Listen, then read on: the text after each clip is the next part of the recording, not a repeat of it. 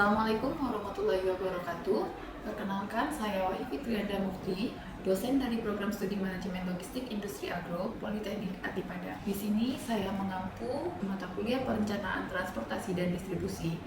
Mata kuliah ini diajarkan pada semester genap untuk mahasiswa tahun kedua. Mata kuliah ini dibebankan sebanyak 2 SKS dengan CPL Prodi yang dibebankan pada mata kuliah terdiri dari 3 aspek sikap, 9 aspek keterampilan umum, dan 9 aspek keterampilan khusus. Mata kuliah Perencanaan Transportasi dan Distribusi mempelajari tentang perencanaan jaringan distribusi dan transportasi, penentuan rute, penentuan jadwal pengiriman, pemilihan moda transportasi, dokumen-dokumen pengiriman, perhitungan biaya transportasi, dan resiko-resiko dalam kegiatan distribusi dan transportasi. Selain itu juga dibahas tentang dukungan infrastruktur logistik yang mendukung kegiatan distribusi dan transportasi. Kemudian kita akan melakukan analisa penggunaan jasa pengiriman logistik dan memelihara hubungan dengan perusahaan jasa pengiriman, serta bagaimana caranya kita memonitoring service level di setiap pusat distribusi. Mata kuliah ini memiliki capaian pembelajaran mata kuliah sebanyak 14, yaitu mampu memahami tentang ruang lingkup distribusi dan transportasi, mampu memahami tentang jenis dan karakteristik moda transportasi secara luas, mampu memahami model-model jaringan transportasi dan distribusi, mampu memahami jaringan dan rute moda transportasi, mampu membuat pemodelan matematis tentang permasalahan distribusi dan transportasi, mampu merencanakan dan mengevaluasi biaya pengiriman melalui pemilihan pemodelan distribusi, mampu menjelaskan tentang pemodelan distribusi dan transportasi, mampu menentukan dan merencanakan lokasi pusat distribusi, mampu merencanakan kebutuhan distribusi, mampu menentukan moda transportasi yang digunakan dalam proses distribusi, mampu menjelaskan tentang perencanaan rute distribusi, kemudian mampu menyelesaikan perhitungan perencanaan rute distribusi, mampu memahami terkait software-software yang akan digunakan untuk menyelesaikan permasalahan transportasi dan distribusi, mampu menjelaskan tentang permasalahan-permasalahan tentang distribusi dan transportasi. Capaian pembelajaran mata kuliah tadi diturunkan menjadi beberapa materi pembelajaran, di antaranya yaitu yang pertama, mahasiswa nanti akan mempelajari tentang ruang lingkup distribusi dan transportasi.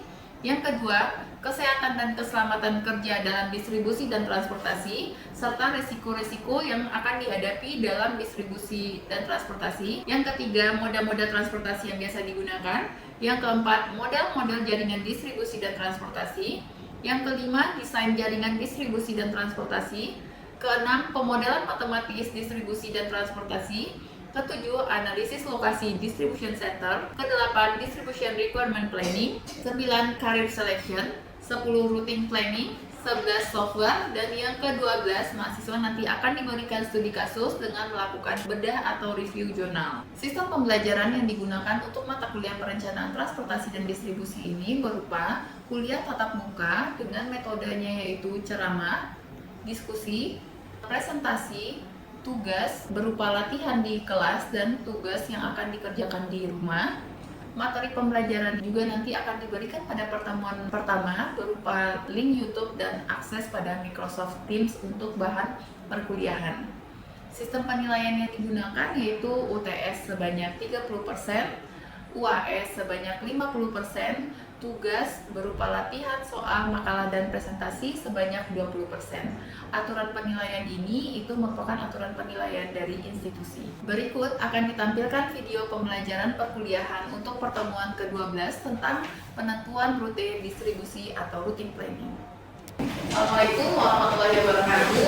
Waalaikumsalam warahmatullahi wabarakatuh. Hari ini kita masuk ke pertemuan 12, itu tentang perencanaan rute distribusi. Sebelum kita masuk ke materi, silakan absen terlebih dahulu.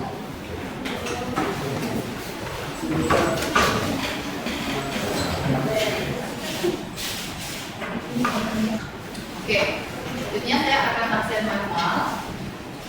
Yunita, Yulia Yasmin, Yunita Fridiana. Sebelum kita masuk ke materi tentang perencanaan rute distribusi, saudara harus tahu terlebih dahulu nih capaian pembelajaran mata kuliah dan setelah saya jelaskan apa sih yang harus saudara dapatkan. Nah, yang pertama itu mampu menjelaskan tentang perencanaan rute distribusi itu sendiri, mulai dari pelatihannya, kemudian selanjutnya hal-hal yang berkaitan dengan rute distribusi.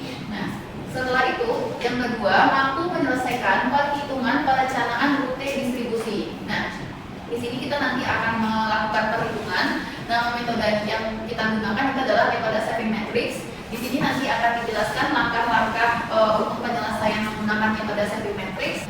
Selanjutnya, kita masuk terlebih dahulu tentang penentuan rute. Di sini disebutkan kalau masalah penentuan rute transportasi dan penjadwalan merupakan salah satu permasalahan operasional dalam transportasi. Jadi di sini kita lebih kepada planningnya bagaimana. Kemudian selanjutnya, lalu kendaraan mana yang akan dipakai ke konsumen tersebut dan rute mana yang harus dilalui setiap kendaraan. Nah, di sini nanti kita juga dibatasi oleh jumlah kendaraannya. Oke. Selanjutnya, pihak logistik juga harus memastikan tidak ada kendaraan yang melebihi kapasitas muatannya dan jadwal pengirimannya tidak melebihi batas waktu. Kemudian selanjutnya, tujuan utama dari pemilihan rute kendaraan dan penjadwalan adalah kombinasi yang akan meminimasi biaya dengan mengurangi jumlah kendaraan yang diperlukan. Nah, itu gunanya kita belajar hal ini. Yang penting nanti inti di akhirnya kita melakukan perhitungan dan sebagainya itu mendapatkan minimasi biayanya. Kemudian, rute yang baik harus mampu mengalokasikan semua not atau semua titik dengan ketentuan setiap not harus dikunjungi hanya sekali. Jadi nanti di saving matrix itu kunjungan kita misalnya ini dari gudang, kemudian ini ada toko 1, ada toko 2. Nah, kunjungan kita dari gudang ke toko 1 ke toko 2, kemudian toko 2 kembali lagi ke gudang. Oke. Selanjutnya kita masuk ke traveling salesman problem atau TSP. Nah, ini kenapa kita belajar ini terlebih dahulu? Karena nanti di saving matrix ini merupakan dasarnya. Jadi nanti ada dua yang jadi dasar untuk saving matrix. Yang pertama traveling salesman problem atau TSP, dan yang kedua nanti namanya vehicle routing problem. Nah, kita bahas satu persatu terlebih dahulu. Untuk traveling salesman problem atau TSP itu adalah model permasalahan yang bertujuan untuk menentukan rute terpendek bagi seorang sales atau penjual keliling untuk berkeliling atau touring mengunjungi setiap pelanggannya sebanyak 1 kali. Nah, di sini permasalahan pedagang keliling ini pada pokoknya sama dengan permasalahan penugasan yang ditambah sebagai fungsi pembatas yang berfungsi untuk mengeliminasi struktur A ke B atau A ke C. A ke B. Berarti yang awal dari A ke B. Setelah itu kita lihat tadi nih, dari C ke D 34, D ke C itu 30. Berarti dia B ke C. Selanjutnya dari C ke D itu adalah 12. Berarti pilihannya tinggal sisa ini ya, karena ini tadi kita udah dari D ke C. Nah, dari C baru ke D. Berarti semua titik sudah dia jalani. Semua pelanggannya sudah dia kunjungi. Itu untuk permasalahan traveling salesman problem. Selanjutnya kita masuk ke vehicle routing problem. Nah, di sini kenapa nih saving matrix kok kita harus belajar vehicle? Karena ini nanti kita juga akan menghitung jumlah kendaraannya. Oke. Untuk vehicle routing problem itu merupakan masalah penentuan rute dan penjadwalan di mana diadakan beberapa pembatasan. Misalnya kapasitas dari beberapa kendaraan atau waktu pengiriman serta ada kemungkinan permintaan atau situasi yang berubah-ubah. Permasalahan ini diklasifikasikan lagi menjadi beberapa jenis berdasarkan batasan yang ada. Nah, jadi di sini intinya kita mempelajari tentang vehicle routing problem itu ada gunanya untuk karena kita punya batasan. Ternyata kita hanya misalnya kita punya kendaraan sendiri kita jumlahnya cuma 2, permintaan kita banyak. Nah, bagaimana caranya kita mengalokasikannya? Atau kita harus menyewa kendaraan. Perusahaan kita cuma punya uang untuk menyewa 3 kendaraan sebenarnya. Tapi kalau bisa 2 yang kita sewa itu lebih bagus karena lebih menghemat bagi perusahaan kita. Nah, sampai di sini semuanya paham? Ada 2 yang menjadi pokok dari saving matrix ini. Dan 2 pokok bahasannya. Yang pertama, tadi apa namanya? Traveling, dan yang kedua itu vehicle routing problem. Oke. Selanjutnya kita masuk ke saving matrix. Saving matrix ini bahasa lainnya itu adalah matriks penghematan. Jadi di sini nanti seperti yang sudah dikatakan tadi, bagaimana kita menghemat biaya.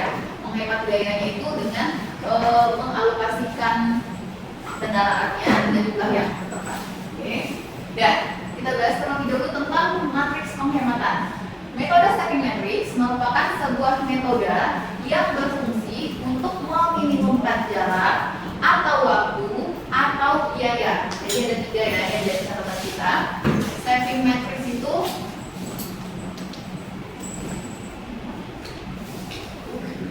meminimumkan yang pertama apa ya? Jarak. Kemudian waktu dan yang biaya. Oke. Lanjut. Nah, di sini perubahan yang terjadi jika menggunakan metode stacking matrix dapat dilihat pada gambar di bawah ini. Nah, ini seperti yang saya gambarkan tadi. Jadi misalnya nih, kita ada punya 2 konsumen, toko 1 dan toko 2. Untuk pengantaran barang dari gudang, kalau kita belum kenal dengan metode stacking matrix, kita nanti akan mengantarkannya dari gudang ke toko 1, kembali lagi ke gudang, terus ambil barangnya, kemudian dari gudang ke toko 2, kembali lagi ke gudang. Nah, kalau kita sudah menggunakan metode stacking matrix, diharapkan nanti bentuk gambarnya akan seperti ini. Jadi kita bisa menentukan mana yang terdekat terlebih dahulu. Misalnya yang terdekatnya toko 1 nih, berarti dari gudang ke toko 1, toko 1 ke toko 2, baru kita kembali lagi ke gudang. Atau misalnya yang terdekat itu toko 2, otomatis kita dari gudang ke toko 2, kemudian ke toko 1, kemudian baru kembali ke gudang. Nah, itu untuk bentuk gambar yang menjadi tujuan kita. Nah, ini yang jadi tujuan kita untuk metode stacking matrix. Dan sekarang kita masuk ke contoh langsung tentang perhitungan stacking matrix. Di sini kita menentukan rute dan jadwal pengiriman. Contohnya, suatu perusahaan akan mengirimkan barang dari gudang pusat ke 8 lokasi toko. Berarti kita punya konsumen itu ada 8 di gudang. Nanti konsumen dari gudang kita ada 8. Kita kasih namanya toko 1, toko 2 sampai dengan toko 8. Oke. Selanjutnya kita asumsikan koordinat untuk gudang itu adalah 0,0. Ya. Nah, dari soal ini kita bisa lihat kalau untuk melakukan perhitungan stacking matrix yang harus diketahui itu yang pertama bisa jaraknya, yang kedua bisa koordinatnya. Nah, kalau di kelas teori kita akan mempelajarinya berdasar perhitungannya akan kita mulai dengan yang kita tahu itu adalah koordinatnya, koordinat gudang, kemudian koordinat masing-masing customer-nya. Nah, di sini kita nanti punya 8 customer dengan masing-masing koordinatnya di slide berikutnya. Kemudian ukuran order tiap-tiap toko diketahui dan diharapkan semua order terpenuhi pada hari itu juga. Ini batasan pertama. Batasan kita yang pertama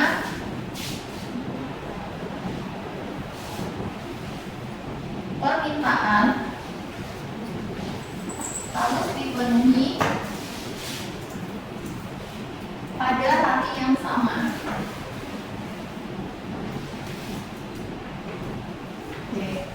Kemudian perusahaan ingin menentukan berapa jumlah truk optimal yang dibutuhkan dan kemana masing-masing truk tersebut mengangkut barang. Kalau di sini belum ada kalimat pembatasan. Kemudian selanjutnya perusahaan hanya mampu menyewa 3 truk dengan kapasitas 700 unit per truk. Kemudian karena biaya sewa yang mahal diharapkan 2 truk bisa mencukupi. Jadi batasan kita yang kedua itu adalah jumlah truk. Jumlah truk yang bisa disewa perusahaan ada 3 truk dengan kapasitas truknya. Kapasitasnya ini juga merupakan batasan kita ya. Kapasitas truk itu ada 700 unit per truk. Kemudian di sini diharapkan bisa sewa 2 truk. Ya. Oke, kita lanjutkan. Nah, ini adalah lokasi masing-masing konsumen kita tadi. Toko 1 itu koordinatnya 10, X-nya 10, Y-nya 8, jumlah orderannya 320. Toko 2 X-nya minus 3, Y-nya 10, orderannya 85, dan seterusnya sampai toko 8 di titik koordinat X-nya 2, Y-nya 6, dan jumlah orderannya itu adalah 230. Nah, satuan orderannya ini disesuaikan dengan ikrar tadi. Karena kita di ikrarnya tadi pakai unit, berarti ini 320 unit, 85 unit, dan sampai terakhir nanti 230 unit. Oke. Nah, sekarang kita masuk ke langkah-langkah penyelesaian metode saving matrix. Langkah dasarnya itu ada 4. Itu kalau kita di persoalannya yang diketahui adalah koordinat. Kalau yang diketahui koordinat, otomatis kita memulai langkah penyelesaiannya dengan penyusunan matriks jaraknya. Oke. Kemudian baru masuk ke matriks penghematan, penyusunan matriks penghematan.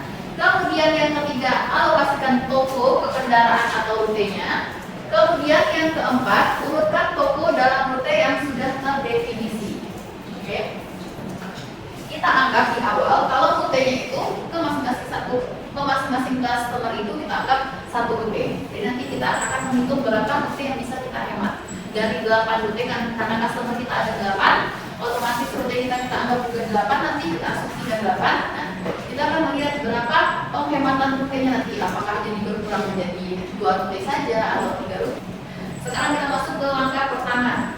Nah, langkah pertama itu penyusunan matriks jarak untuk 2 lokasi dengan koordinatnya X1Y1 dan X2Y2 diketahui, maka jaraknya dapat dihitung. Nah, X1Y1 itu misalnya nih, misal kita mau menghitung jarak dari gudang ke toko 1.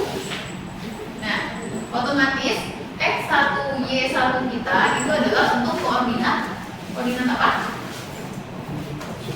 Koordinat apa coba? Gudang atau toko 1? X1Y1-nya? Gudang. Ini koordinat gudang. Kemudian X2Y2 berarti itu koordinat dari toko 1-nya. Nah, rumusnya untuk menghitung jarak itu adalah, kita tulis di sini dulu ya. J1 2 sama dengan akar dari X1 kurang X2 dikuadratkan ditambah Y1 kurang Y2 dikuadratkan. Untuk menghitung rumus jarak, jika jarak real diketahui, maka jarak real tersebut lebih baik digunakan. Tabelnya untuk penyusunan matriks jarak. Nah, untuk tabel kolom-kolomnya itu harus dimulai dari gudang, karena di sini kita akan menghitung jarak dari gudang, jarak dari gudang ke masing-masing konsumen.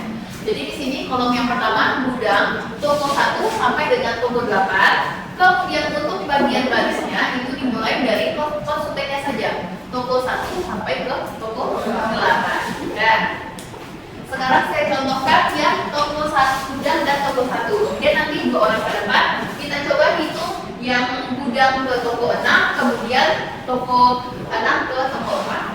Oke. Nah, di sini kita coba contoh dari gudang ke toko 1. Kita hitung matriks jaraknya. Jadi di sini kita tulis gudang, kemudian ini toko 1. Nah, jadi kita masukkan angkanya ke rumus ini. Berarti X1-nya X gudang berapa? Tadi kita ketahui 0,0. Berarti X-nya 0. Kemudian dikurang X-nya. Jadi koordinat dari toko 1 tadi berapa? Masih ingat? Dikuadratkan. Kemudian ditambah dengan Y1-nya, berarti Y gudang berapa? 0. Dikurang Y2-nya tadi udah 8. Ya, kita hitung 0 dikurang 10 berarti minus 10 dikuadratkan jadi 100. Ditambah dengan 0 dikurang 8 minus 8 dikuadratkan 64. Oke, berarti ini akar dari 164. Sekarang silakan digunakan kalkulator handphonenya untuk melakukan perhitungan apakah benar hasilnya sama dengan yang di sini. 12,8. Ya, 12,8. Oke, selanjutnya silakan satu orang coba jarak dari toko 1 ke toko 4. Coba, ya, silakan.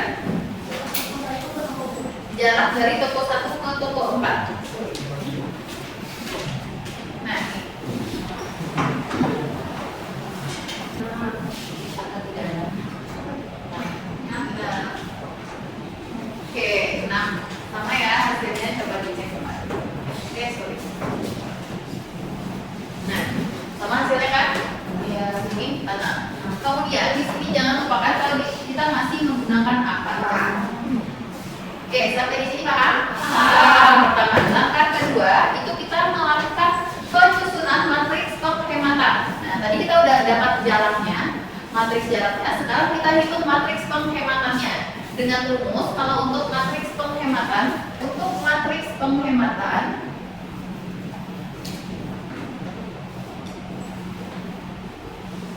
di sini saving x, y sama dengan jarak dari gudang ke x ditambah jarak dari gudang ke y kemudian berkurang jarak dari s ke y. X, y itu adalah penghematan jarak atau saving jaraknya berapa. Kemudian JGX itu adalah jarak dari gudang ke toko X. JG itu adalah jarak dari gudang ke toko Y. Dan JXY itu adalah jarak dari toko X ke toko Y. Sekarang kita lihat dia dalam bentuk gambarnya seperti ini grafiknya.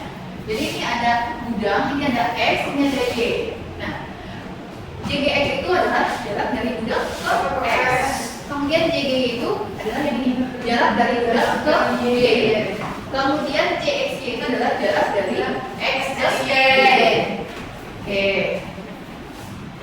Nah, sekarang bedanya dengan tabel yang sebelumnya. Kalau sebelumnya itu ada gudangnya, kalau di sini kita udah langsung masuk ke customer-nya saja dari toko 1 dan toko 2. Berarti X-nya T1, Y-nya T2 sama dengan jarak dari gudang ke toko 1 ditambah jarak dari gudang ke toko 2 dikurang dengan jarak dari toko 1 ke toko 2. Kita masukkan angka-angkanya. Silakan langsung dilihat di matriks jarak kita tadi. Jarak dari gudang ke toko 1 berapa? 12,4 ditambah dengan jarak dari gudang ke toko 2. Gudang ke toko 2 10,4. Kemudian jarak dari toko 1 ke toko 2 13,2. Sekarang silakan lakukan penjumlahan dan pengurangan. Mulai dengan bantuan kalkulatornya. Apakah sama hasilnya dengan ini atau tidak? 10. Oke. Berarti hasilnya sama ya. Silakan coba untuk toko 1 dan toko 3 langsung dihitung. Ya, sampai di sini udah paham untuk perhitungan matriks penghematan itu untuk langkah kedua. Dan oke, kita lanjut ke langkah ketiga, yaitu mengalokasikan toko ke kendaraan atau rute. Sebelumnya kita buat terlebih dahulu rute awalnya seperti apa. Kita buatkan tabel baru dengan menambahkan rute. Jadi di sini rute awalnya ada 8. Rute 1, rute 2, 3, 4. Rute 1 itu dari gudang ke toko 1, rute 2 dari gudang ke toko 2 dan seterusnya. Oke? Nah, baru kemudian kita mengalokasikannya. Apakah benar-benar 8 atau bisa kita minimasi lagi menjadi mungkin 2 atau 3 rute. Nah, caranya itu yang pertama adalah ini kan hasil dari perhitungan saving matriks penghematan kita tadi atau saving matriks kita. Nah, di sini kita lihat angka yang paling besar yang mana? Nah, kita dapatkan angka yang paling besar pertama itu adalah 24,4. Kita buat lebih dulu, pilih saving untuk yang 24,4. 24,4 itu toko berapa dan berapa? Toko 1 dan toko 7. Oke, toko 1 dan toko 7. Jumlah bebannya yang akan kita jumlahkan itu adalah jumlah orderan.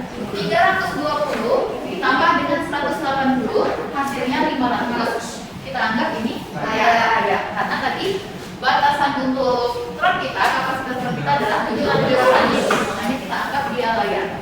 Nah, kemudian langkah kedua, cari yang terbesar kedua. Ini terbesar pertama, terbesar kedua mana lagi nih? 17, yang ini ya? 17,8 ya? Nah, toko 5 dan toko 4. Oke, berarti kita udah punya lagi nih rute. Tadi rute pertama. Rute pertama itu adalah toko 1 dan toko 7. Kemudian di rute kedua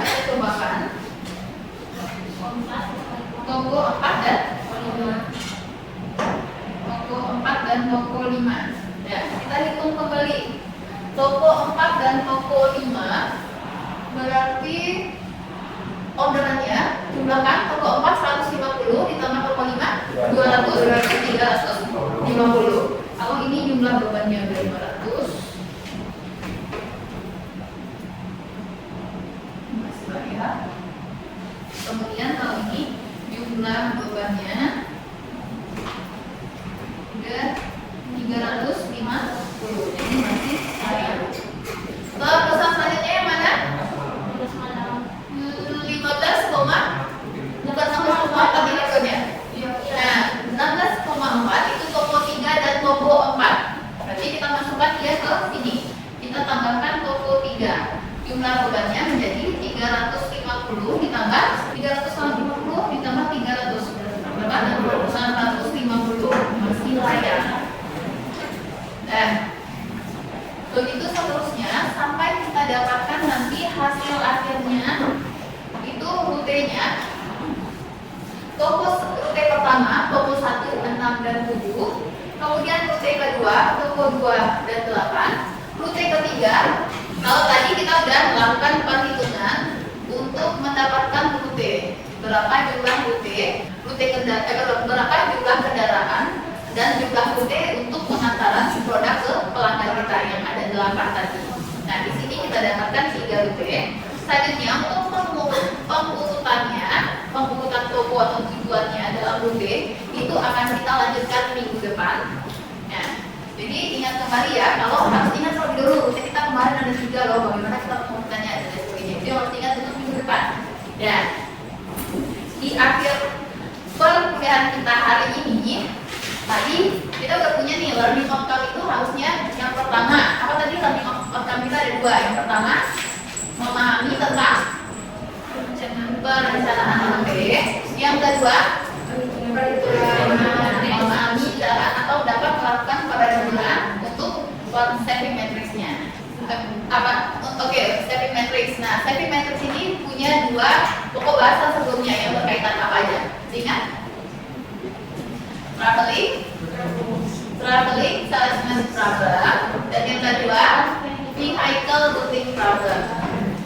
Dan kemudian untuk perhitungan stepping matrix, jika yang diketahui di awal itu adalah koordinatnya, nah langkah perhitungannya ada 4 tadi. Apa saja bisa disebutkan?